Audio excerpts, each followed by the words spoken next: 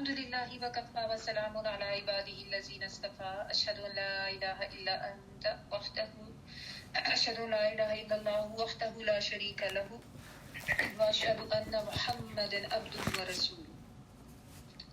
اللهم صل على محمد وعلى آل محمد كما صليت على إبراهيم وعلى آل إبراهيم إنك حميد مجيد. اللهم بارك على محمد وعلى آل محمد كما باركت على إبراهيم وعلى آل إبراهيم إنك حميد مجيد.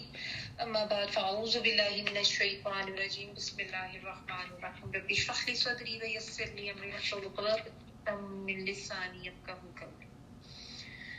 جی ہم وفود کے بارے میں پڑھ رہے ہیں. نبی صلی اللہ علیہ وسلم کے پاس مختلف وفود جو ہیں وہ یا تو آ رہی ہیں یا نبی صلی اللہ علیہ وسلم ان کے پاس کسی کو بھیج کے تو ان کے ساتھ جو ہے وہ اسلام کے حوالے سے بات چیت چل رہی ہے. لاسٹ ٹائم جو ہم نے پڑھا تھا یمن کے جو قبائل ہیں ان کے بارے میں ہم پڑھ رہے تھے. تو ہمدان کا وفد جو ایک یمن کا علاقہ ہے, یمن کا ایک مشہور قبیلہ تھا ہمدان, اس کے بارے میں ہم نے لاسٹ ٹائم پڑھ لیا تھا, جہاں پہ پہلے حضرت خالد بن ولید کو بھیجا اور اس کے 6 منتھس تک کوئی اتنے لوگ مسلمان نہیں ہوئے تھے. تو پھر حضرت علی رضی اللہ تعالیٰ عنہ کو اپنا ایک خط لے کے بھیجا, جب انہوں نے خط پڑھ کے سنایا تو اتنا پھر ان پہ اثر ہوا کہ وہ مسلمان ہو گئے تھے. یہاں تک ہم نے کل کیا تھا. آج جو ہم پڑھے ہیں بنو عبد المدان کا وقت, یہ بھی یمن میں ہی ہے. اس کے بعد رسول اللہ صلی اللہ علیہ وسلم نے ربیع الاخر 10 ہجری میں حضرت خالد بن ولید رضی اللہ تعالیٰ عنہ کو سرزمین یمن کے علاقہ نجران میں بنو عبد المدان کے پاس روانہ کیا کہ انہیں 3 دن تک اسلام کی دعوت دیں, اگر نہ مانے تو پھر لڑائی کریں.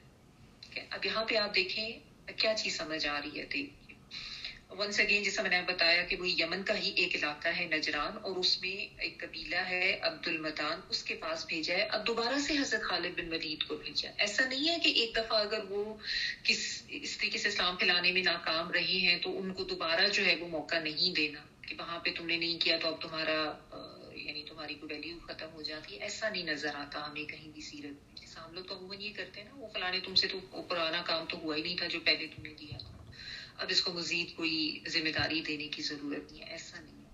پھر دوسرا یہ بھی ہم دیکھ رہے ہیں ان قبائل میں قبائل کے ساتھ جو معاملات پڑھے ہیں ہم, معاملات ہر ایک کے ساتھ ڈفرینٹ طریقے سے ہو رہے ہیں. یعنی نبی صلی اللہ علیہ وسلم کوئی بغیر سوچے سمجھے معاذ اللہ کوئی ایسے ہی نہیں کسی کو بھیج دیتے تھے.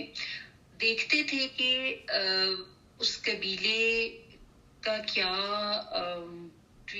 ڈیلنگ کا طریقہ ہے, کس کے ساتھ لڑائی کی زیادہ ضرورت ہے, جو ذرا جنگجو ٹائپ ہے, کس کو ویسے ہی دعوت دینی ہے, اگر ایک نہیں کامیاب ہو رہا ہے تو اس کی جگہ دوسرے کو بھیجے. تو ہم دیکھیں کہ ہر جگہ پہ اسٹریٹجی بھی چینج کریں تو یہ چیز بھی حکمت سے ہوتی ہے نا. یعنی آپ صلی اللہ علیہ وسلم کو اللہ سبحانہ تعالیٰ نے یہ حکمت بھی عطا کی تھی کہ دین کی بات کرنی ہے تو ہر ایک سے ڈفرینٹ طریقے سے کرنی ہے. تو اس سے ہمیں یہ بھی سیکھنے کو ملتا ہے کہ ہم نے بھی جب کسی کو دین کے بارے میں کچھ بتانا ہے نا تو اس کی جو ذہنی سطح ہے اس کو دیکھ کے بتانا ہے. دیکھیں ہر انسان ڈفرینٹ طریقے سے پرسیو کرتا ہے چیزوں کو, ہر انسان کا سمجھنے کا لیول اور ہر انسان کا دماغ, سوچ, سمجھ, شعور, اس کا لیول مختلف ہوتا ہے نا, سب کا ایک جیسا تو نہیں ہو سکتا. فار ایگزامپل آپ اپنے کسی بھائی بہن دوست سے بات کر رہے ہیں تو آپ کسی اور طریقے سے بات کریں گے. آپ نے اگر اپنی میڈ کو, اپنے سرونٹس کو کچھ سمجھانا ہے تو obviously آپ کو پتا ہوگا کہ مجھے کچھ اور طریقے سے بتانا ہے. شاید آپ کو لینگویج بھی ان کی استعمال کرنی پڑے, تھوڑے آسان طریقے سے ان کے لیول پر آ کے ان کی ذہنی سطح کے مطابق بات کرنی ہوگی. تو یہ بھی ایک بہت بڑی حکمت ہے. آپ بزرگوں سے بات کریں گے تو آپ ان کے لیول پر آ کے بات کریں گے, جو لینگویج ان کے لیے زیادہ ایزی ٹو انڈرسٹینڈ ہے, جو طریقہ کار, جو ذہنی سطح ان کی ہے اس کے مطابق آپ بات کریں گے. چاہے آپ عام بات چیت کر رہے ہیں, چاہے آپ دین کے حوالے, لیکن دین کے حوالے سے معاملہ چونکہ نازک ہو جاتا ہے نا تو اس لیے آپ کو پھر ہر ایک کے ساتھ ڈفرینٹ اسٹریٹجی رکھنی پڑتی ہے. تو یہ چیزیں ہمیں نظر آ رہی ہیں مختلف وفود کے ساتھ جب آپ صلی اللہ علیہ وسلم ڈیل کرتے ہیں. اور یہ نہیں کہ اب انہوں نے حضرت خالد بن ولید کو چھوڑ دیا, ان کو یہاں پہ بھیجا کیونکہ ان کو پتا تھا کہ یہاں پہ یہ ذرا جنگجو ٹائپ ہے, تو ان کو کہا 3 دن تک دعوت دو, نہیں مانتے تو پھر ان کے ساتھ لڑائی بھی کر سکتے ہو, یعنی ایک ٹائم لمٹ دے دی. چنانچہ وہاں پہنچ کر حضرت خالد بن ولید رضی اللہ تعالیٰ عنہ نے سواروں کو ہر طرف اسلام کی دعوت دینے کے لیے بھیج دیا. So it wasn't alone، ان کے ساتھ اور بھی لوگ آپ بھیجتے تھے جو کہتے تھے لوگوں اسلام لاؤ سالم رہو گے، یعنی سلامتی ہوگی تمہارے ساتھ، نہیں لاؤ گے تو پھر ظاہر ہے ہمارے ساتھ تم کو جنگ کرنا پڑے گی اور تمہیں جو ہے پھر محکوم ہو کے رہنا پڑے گا، کیونکہ اب تو اسلام کا غلبہ ہو گیا نا، دعوت کافی پھیل چکی ہے، تو اب یہ اسٹریٹجی جو ہے وہ اپنائی جا رہی ہے. لوگ مسلمان ہو کے حضرت خالد بن ولید رضی اللہ تعالیٰ نے ان کے درمیان ایسے لوگوں کو مقرر کیا جو انہیں اسلام کی تعلیم دے، اور رسول اللہ صلی اللہ علیہ وآلہ وسلم کو پھر اس کی اطلاع لکھ بھیجی. اچھا، تو آپ صلی اللہ علیہ وآلہ وسلم نے حضرت خالد رضی اللہ تعالیٰ عنہ کو پیغام دیا کہ اب آپ ان کا وفد لے کر آئیں، ٹھیک ہے، اور حضرت خالد بن ولید نے ایسا ہی کیا.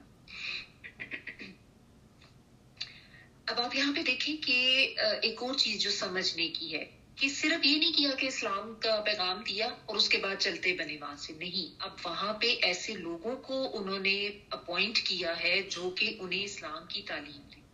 تو خالی یہ نہیں کرنا ہوتا کہ کسی کو بتا دیا کہ بھئی تم مسلمان ہو جو کلمہ پڑھ لو، کلمہ اس نے پڑھ لیا، اس کے بعد آپ اس کو چھوڑ کے آگے چلتے بنے، نہیں، پھر یہ آپ کی ذمہ داری ہے کہ آپ اس کو یہ سکھائیں کہ آگے اب تم نے کرنا کیا ہے. ورنہ دیکھیں نا، اگر صرف جاتے اور جنگ ونگ کر لیتے یا ویسے اسلام کا پیغام دے کر آ جاتے اور کچھ بتاتے نہ، ان کو کیا پتا چلنا تھا کہ اسلام کے احکامات کیا ہیں، کس طریقے سے ان کے اوپر عمل کرنا ہے، یا کس طریقے سے جو ہے ہم نے نمازیں پڑھنی ہے، زکوٰۃ دینی ہے. تعلیم تو کوئی نہیں تھی نا.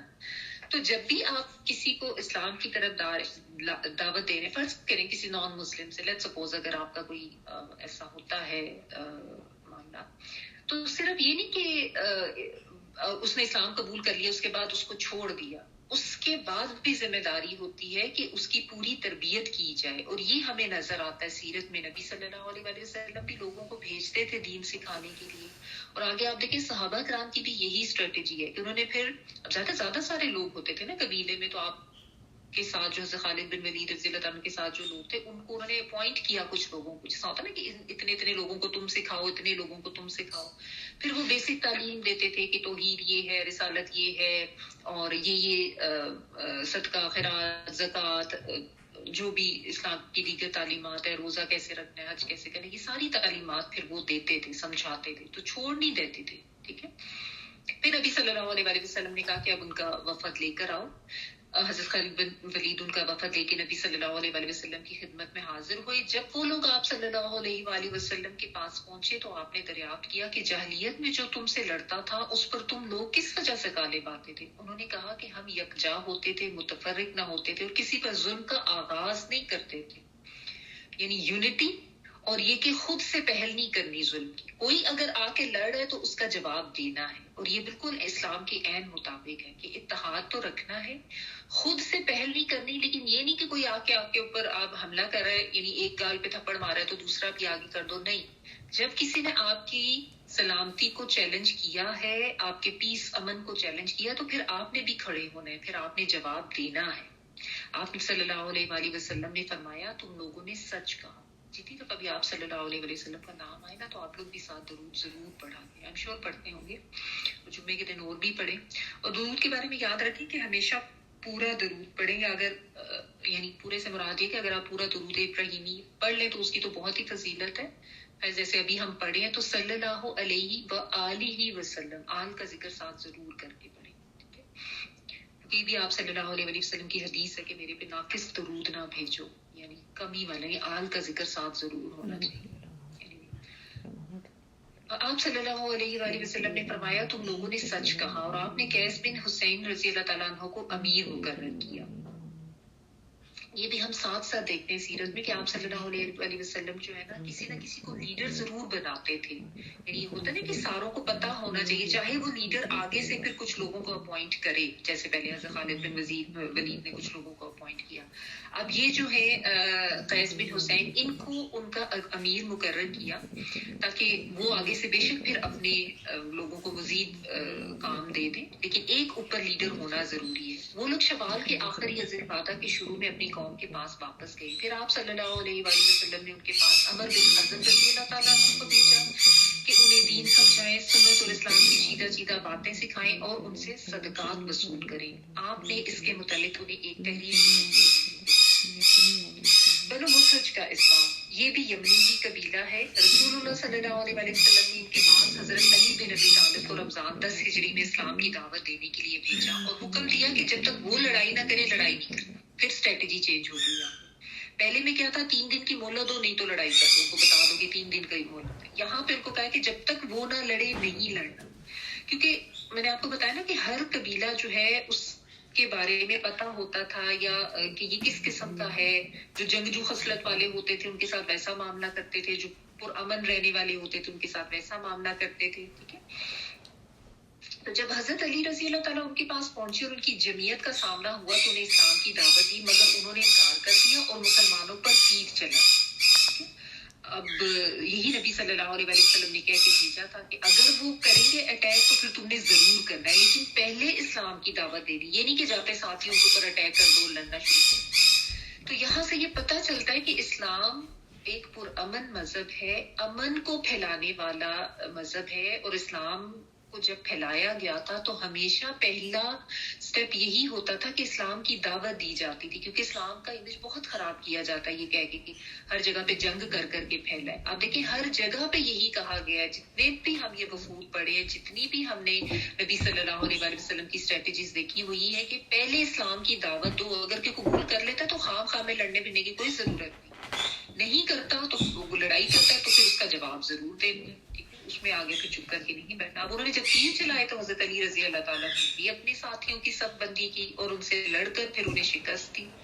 لیکن ان کے تعاقب سے کچھ دیر رکے رہے، پھر ان سے جا ملے اور انہیں پھر اسلام کی دعوت دی. اب کی بار وہ مسلمان ہوں گے. ٹھیک ہے. لڑائی بھی کی، پیچھے نہیں گئے، اور بعد میں پھر ان سے جا کے ملے کہ بھئی ٹھیک ہے، ان کو پتہ چل گیا کہ ان کی شکست ہوگی یا لطم ہو، لیکن وہاں سے واپس نہیں آئے ہیں کیونکہ گئے تو بیسک پوائنٹ آف ویو کیا ہے، اسلام کی دعوت دینا. ٹرائی اگین، بار بار کوشش ہو رہی ہے. ان کو یہ بتا دیا کہ جی ہم کوئی ایرے گرے نہیں ہیں، طاقتور ہیں، اسلام کا غلبہ ہے، ہمارے ساتھ بہت فورس ہے. مان لو گے تو ٹھیک ہے، نہیں مانو گے تو پھر ہمارے یا تو انڈر ہو کے رہ لو. اگر اسلام قبول نہیں کرنا، یہی اسٹریٹجی ہوتی تھی کہ جزیہ دے کے رہ لو، نہیں تو پھر اسلام قبول کر لو. تو اب جب ان کو پتہ چل گیا کہ بھئی ہم تو ان کا مقابلہ نہیں کر سکتے تو پھر ان کو اسلام کی دعوت دی. اب وہ مسلمان ہو گئے. ان کے سرداروں نے بیعت بھی کی اور کہا کہ ہماری قوم کے جو لوگ پیچھے ہیں ہم ان کے ذمہ دار ہیں. یعنی انہوں نے کہا کہ اب ہم ذمہ داری لیتے ہیں کہ ان کو جا کے ہم مسلمان کریں گے. یہ ہمارے صدقات ہیں، ان میں سے آپ اللہ کا حق لے لیجیے. اب ان کو سمجھ آ گئی کہ اسلام قبول کر لیا تو اللہ کا حق دینا ہے، زکوٰۃ صدقات وغیرہ. حضرت علی رضی اللہ تعالیٰ عنہ نے ایسے ہی کیا. پھر پلٹ کر رسول اللہ صلی اللہ علیہ وسلم کے پاس آئے تو حجۃ الوداع میں مکہ کے اندر آپ صلی اللہ علیہ وسلم سے پھر ان کی ملاقات ہوئی تھی. اور حجۃ الوداع انشاءاللہ آگے پڑھیں گے. ازد شنوءہ کا وفد، یہ بھی یمن کے اطراف کا ایک مشہور قبیلہ. اور یمن کے بارے میں اگر آپ کو میپ یاد ہو، میں نے آپ کو کئی دفعہ دکھایا کہ جہاں پہ عرب کا علاقہ ہے نا، نیچے کی طرف جنوب میں یمن ہے، اوپر کی طرف شمال میں شام اور فلسطین کا علاقہ ہے، اور نیچے جو جنوب کا ایریا وہاں پہ یمن آتا ہے. تو یہ سارا وہیں پہ چل رہا ہے معاملہ.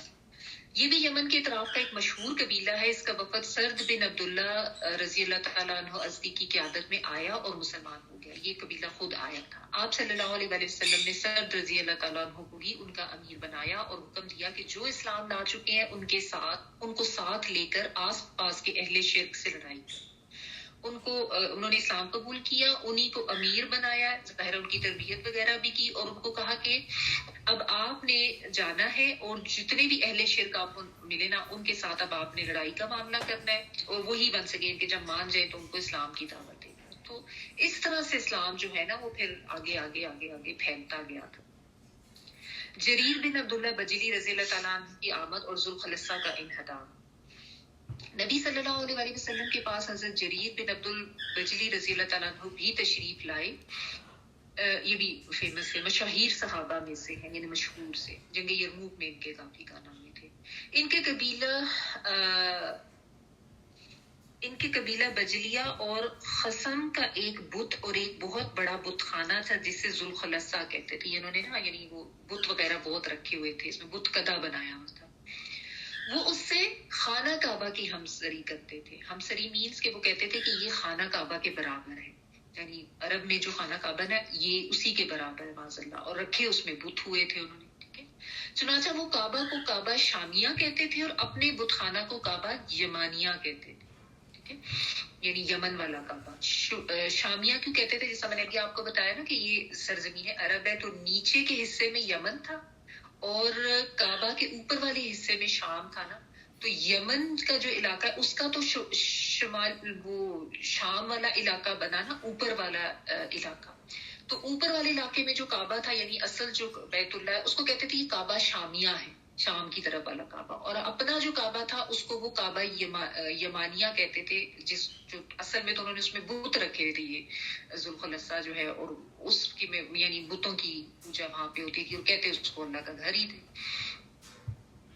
تو ایک نے رسول اللہ صلی اللہ علیہ وسلم نے حضرت جریر رضی اللہ تعالیٰ عنہ سے فرمایا کہ کیا تم مجھے ذوالخلصہ سے راحت نہ دو گے، یعنی اس کو ختم نہ کرو گے؟ ظاہر ایک بت کدا ہے تو اس کو ختم کرو گے تو اس سے ہی ہمیں سکون ملے گا نا. انہوں نے شکوہ کیا کہ وہ گھوڑے پر برقرار نہیں رہ پاتے، ٹھیک ہے نا. یہ جو حضرت تھے نا جریر، انہوں نے کہا کہ میرا مسئلہ یہ کہ مطلب مجھ سے زیادہ دیر وہ نہیں اس کے اوپر بیٹھا جاتا، گھوڑے کے اوپر نا، بس یعنی جیسا ہوتا ہے کہ میں گر جاتا ہوں یا اترنا پڑ جاتا ہے. تو نبی صلی اللہ علیہ وسلم نے اپنے دست مبارک سے ان کے سینے پر ضرب لگائی اور فرمایا اے اللہ انہیں ثابت رکھ اور انہیں ہادی اور مہدی بنا دے. یہاں پہ بھی آپ دیکھیں جو چیز نظر آتی ہے نا کہ انہوں نے اپنی ایک کوتاہی کا اظہار کیا یا اپنے اندر ہونے والی ایک کمی کا اظہار کیا. یہ بھی ایک چیز بڑی سمجھنے کی ہے کہ اگر آپ کو کوئی ذمہ داری دی جا رہی ہے اور آپ کو یہ لگ رہا ہے نا کہ اس میں آپ کسی لحاظ سے کام پوری طرح سے سر انجام نہیں دے سکیں گے، تو وہ جو ہوتا ہے نا لوگوں کا ایک طریقہ کہ بلا وجہ کے بڑے بڑے دعوے کرنا، ہاں جی ہاں میں تو یہ بھی کر لوں گا، میں تو وہ بھی کر لوں گا، بس اپنا ایک اچھا تاثر دینے کے لیے، اور اس کے بعد پیچھے ہٹ گئے، اس کے بعد نہیں کیا. تو بہترین طریقہ یہ ہے کہ اگر آپ کو لگتا ہے کہ آپ کے اندر کمی ہے اور آپ کی ذمہ داری نہیں اٹھا سکتے، سو بی آنےسٹ، آپ بتائیں اگلے کو کہ میرے میں یہ مسئلہ میں نہیں کر سکوں. کیونکہ اکثر لوگوں کی عادت ہوتی ہے کہ بڑے بڑے دعوے کر کے ہاں جی ہاں ہم یہ بھی کر لیں گے، ذمہ داریاں لے لیتے ہیں، بعد میں نہیں پوری کرتے. تو یہ غلط ہے.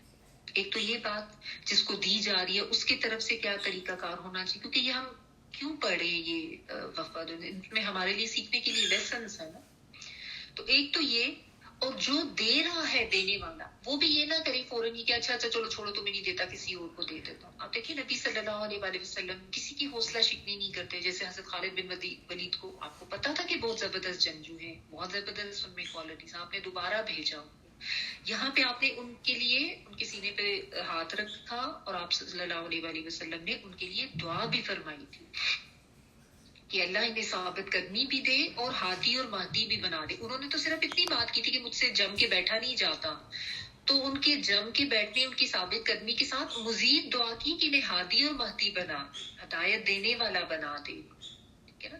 تو دعا بھی میں بھی ایکسٹرا جائیں.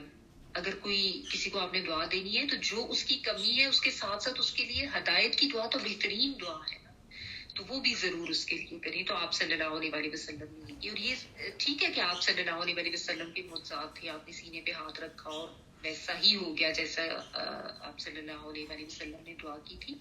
لیکن دعا کو تو مومن کا ہتھیار اللہ سبحانہ تعالیٰ نے خود کہا ہے نا، مومن کا ہتھیار نبی صلی اللہ علیہ وسلم نے کہا اور اللہ سبحانہ تعالیٰ نے خود کہا کہ مجھ سے دعا مانگو، ادعونی استجب لکم، میرے سے دعا مانگو میں تمہاری دعا قبول کروں گا، اور مجھے یاد رکھو میں تمہیں یاد رکھوں گا، فاذکرونی اذکرکم. تو اللہ سے دعا ضرور مانگے. یہ نہ سمجھیں کہ ہماری دعا جو ہے وہ نہیں قبول ہوگی، یا میں کسی کی کامیابی کے لیے کیسے دعا کر سکتا ہوں. ہم اولاد کے لیے تو عموماً کرتے ہیں، بالعموم دوسرے لوگوں کے نہیں کرتے نا. تو اگر آپ کے ایسے لوگوں کے ساتھ انٹریکشن ہے، فرض کریں آپ کسی ایسی ڈیزگنیشن پہ ہیں کہ آپ کچھ لوگوں کو اپوائنٹ کر رہے ہیں، کوئی بھی چیز جو ہے وہ آپ مینج کر رہے ہیں، کسی مینجمنٹ میں ہیں آپ، تو یہ دعا والا جو معاملہ ہے نا یہ ضرور رکھیں. جس میں آپ کو لگے کہ وہ تھوڑا پیچھے ہو رہا ہے، اس کی ہمت کم ہو رہی ہے، اس کی ہمت بڑھائیں، اس کو حوصلہ دیں کہ نہیں تم کر سکتے، اور اس کے لیے دعا کریں، اور اس کو ذمہ داری ایک دفعہ دے ضرور. ٹھیک ہے نا. دعا بھی کریں اس کے لیے کہ اللہ تعالیٰ اس سے یہ ذمہ داری پوری کرنے کی اس کو توفیق اور ہمت عطا فرمائے. تو یہی آپ صلی اللہ علیہ وسلم نے یہاں کیا. چنانچہ اس کے بعد وہ گھوڑے سے کبھی نہیں گرے. پھر وہ اپنی قوم احمس جو بجلیہ کی ہی ایک شاخ تھا، بجلیہ بھی بیسیکلی قبیلہ ہی تھا، کہ 150 سواروں کے ساتھ ذوالخلصہ گئے اور اسے ویران کر دیا اور جلا کر خارج زدہ اونٹ کی طرح چھوڑ دیا. یعنی وہ سارا جو بت قطع تھا نا، انہوں نے جلا کے ختم کر دیا، بالکل مسمار کر دیا. اور ابو ارطاد کو اس کی بشارت دے کر نبی صلی اللہ علیہ وآلہ وسلم کے پاس بھیجا. آپ صلی اللہ علیہ وآلہ وسلم نے احمس کے گھوڑوں اور لوگوں کے لیے 5 بار برکت کی دعا کی. یہ احمس قبیلہ کا ہی نام ہے نا. تو ظاہر ہے وہ لوگ گئے تھے اور اتنا بڑا انہوں نے کیا تھا، کیونکہ یہ ظاہر ہے وہاں پہ شرک کا بہت بڑا مرکز بنا ہوا تھا نا، ذوالخلصہ جو تھا، جس کو یہ کہتے تھے کہ ہمارا کعبہ یمانیہ ہے. تو وہ جب ختم ہوا تو آپ صلی اللہ علیہ وآلہ وسلم کو خبر پہنچی، تو آپ صلی اللہ علیہ وآلہ وسلم نے بہت زیادہ ان کے لیے دعا کی. اور خبر کے لیے ظاہر ہے اس زمانے میں کسی کو لکھ کے بھیجا جاتا تھا یا زبانی بھیجا جاتا تھا، موبائل فونز وغیرہ تو نہیں تھے نا. تو یہاں پہ بھی دیکھیں آپ صلی اللہ علیہ وآلہ وسلم نے 5 بار برکت کی دعا کی. ہم تو اپنی دفعہ بھی اتنی ریپیٹ کر کے دعا نہیں کرتے. تو دعا میں نا ریپیٹیشنز کو ضرور اختیار کریں، بالخصوص جب آپ ایسے کسی کے لیے خیر و برکت کی دعا کر رہے ہیں. مطلب جیسا ہوتا ہے نا، ایسے ہی بس وہ سر سے اتارنے والا کام، ایسے نہیں، بہت زیادہ دل سے اور بہت زیادہ ریپیٹ کرتے ہوئے اللہ تعالیٰ سے. اسود انسی کا ظہور اور قتل، یہ بھی ایک وہ تھا نبوت کا دعوے تھا، جیسے مسلمہ کذاب تھا نا، دوسرا یہ تھا. یمن میں امن اور اسلام کی تکمیل ہو چکی تھی اور اس کے تمام اطراف میں رسول اللہ صلی اللہ علیہ وآلہ وسلم کے امال موجود تھے. امال عمل سے یعنی عمل کرنے والے، یعنی جو جیسے اپنے کارندے انسان بھیجتا ہے نا، تو جن کو نبی صلی اللہ علیہ وآلہ وسلم بھیجتے تھے. کہ اچانک کہف حنان نامی شہر میں 700 جنگجوؤں کے ساتھ اسود انسی ظاہر ہوا. 700 جنگجو لے کے وہ اپنے لیے نبوت اور حکومت کا دعوے دار تھا کہ میں نبی بھی ہوں اور میں ہی جو ہے نا وہ حکومت بھی کروں. اس نے آگے بڑھ کر سنا پر قبضہ کر لیا. سنا آپ کو پتہ ہی ہوگا یمن کا دارالخلافہ ہے. سنا پر قبضہ کر لیا. پھر اس کا معاملہ مزید سنگین ہو گیا. اس کا فتنہ سخت اور اس کی حکومت طاقتور ہوتی گئی. ٹھیک ہے، یعنی یہ فتنہ جو ہے نا کافی بڑھ گیا تھا. طاقتور ظاہر ہے اتنے 700 جنگجو لے کر وہ آیا تھا اس علاقے میں یمن کے اور پھر دارالخلافہ میں، تو اس نے جو ہے نا قوت پکڑنا شروع کر دی. پھر اس کا معاملہ مزید سنگین ہو گیا. اس کا فتنہ سخت اور اس کی حکومت طاقتور ہوتی گئی، یہاں تک کہ رسول اللہ صلی اللہ علیہ وآلہ وسلم کے امال اشرین کے علاقے میں سمٹ آئے، جگہ کا نام ہے. اور مسلمانوں نے اس کے ساتھ مصلحت سے کام لیا. یہ سلسلہ 3 یا 4 مہینے جاری رہا. پھر فیروز دہلمی اور اس کے فارسی ساتھیوں نے جو مسلمان ہو چکے تھے کوئی چال چلی اور فیروز نے پھر اسے قتل کر کے اس کا سر کاٹا اور قلعے کے باہر پھینک دیا. یہ جو نبوت کا دعوے دار تھا نا، اس طریقے سے اس کا خاتمہ ہوا. یہ دیکھ کر پھر اس کے ساتھی بھاگ نکلے. ظاہر ان کی تو ساری کمر ٹوٹ گئی کہ یہ تو بڑا نبوت کا دعوے دار تھا، تو بھاگ کے وہ ڈر کے کہ یہ تو بڑی طاقتور قوم ہے. اور اسلام اور اہل اسلام پھر غالب آ گئے. کہ ظاہر اللہ سبحانہ تعالیٰ اپنے بندوں کی مدد تو کرتے ہیں نا. رسول اللہ صلی اللہ علیہ وسلم کے امال اپنے کاموں پر واپس آ گئے اور آپ صلی اللہ علیہ وسلم کو اس کی اطلاع بھی لکھ بھیجی کہ یہ جو نبوت کا جھوٹے دعوے دار تھا اس کا خاتمہ ہو گیا اور اس کی طاقت بھی ختم ہو گئی ہے اور یہاں پہ بھی اسلام کا غلبہ ہو گیا. اسود انسی کے قتل کا واقعہ نبی صلی اللہ علیہ وسلم کی وفات سے صرف 1 دن اور 1 رات پہلے پیش آیا. اس کے متعلق آپ صلی اللہ علیہ وسلم کے پاس وحی آئی اور آپ کے صحابہ کو آپ صلی اللہ علیہ وسلم نے صحابہ کو اس کی اطلاع دی. اور پھر حضرت ابو بکر صدیق رضی اللہ تعالیٰ عنہ کے زمانے میں وہ خط بھی آ گیا، کیونکہ ظاہر ہے آپ کی وفات سے 1 دن پہلے ہی ہوا تھا نا. تو اب وہاں سے جو خط لے کے چلا تھا وہ فوری تو نہیں پہنچ جانا تھا. یمن کا علاقہ تو بہت دور ہے عرب سے، وہ بعد میں پہنچا تھا حضرت ابو بکر صدیق جب خلیفہ بنتے تھے. لیکن اللہ سبحانہ تعالیٰ نے بذریعہ وحی آپ کو اطلاع دے دی تھی. ونس اگین وہی بات آپ کہہ لیں کہ آپ صلی اللہ علیہ وسلم کے لیے تو جو ایک خبر دینے کا کام تھا اللہ سبحانہ تعالیٰ کی طرف سے اس طرح ہوتا تھا نا وحی کی طرف سے. تو اللہ تعالیٰ نے آپ کو بذریعہ وحی اطلاع دے دی تھی کہ اس کا خاتمہ ہو گیا اور آپ نے صحابہ کرام کو بھی بتا دیا تھا کہ یہ فتنہ بھی جو ہے یہ اپنے انجام پہ پہنچ گیا. تو یہاں پر آ کے وفود کا جو ڈسکشن ہے، ویسے تو کچھ اور بھی تھے، کچھ اور ڈیٹیلز بھی آتی ہیں، لیکن بہرحال یہاں پہ یہ ختم ہوتا ہے. اور اس کے آگے حجۃ الوداع کا ٹاپک ہے جو انشاءاللہ تعالیٰ اللہ کے حکم سے ہم انشاءاللہ نیکسٹ ویک سٹارٹ کریں گے. بسم اللہ. اس کو یہیں تک رکھ لیتے ہیں. سبحانک اللہم و بحمدک نشہد ان لا الہ الا انت نستغفرک و نتوب الیک. سبحان ربک رب العزۃ عما یصفون وسلام علی المرسلین والحمد للہ رب العالمین. بارک اللہ لی و لکم فی القرآن العظیم ونفعنی و ایاکم بالآیات و ذکر الحکیم. دعا کر لیجیے.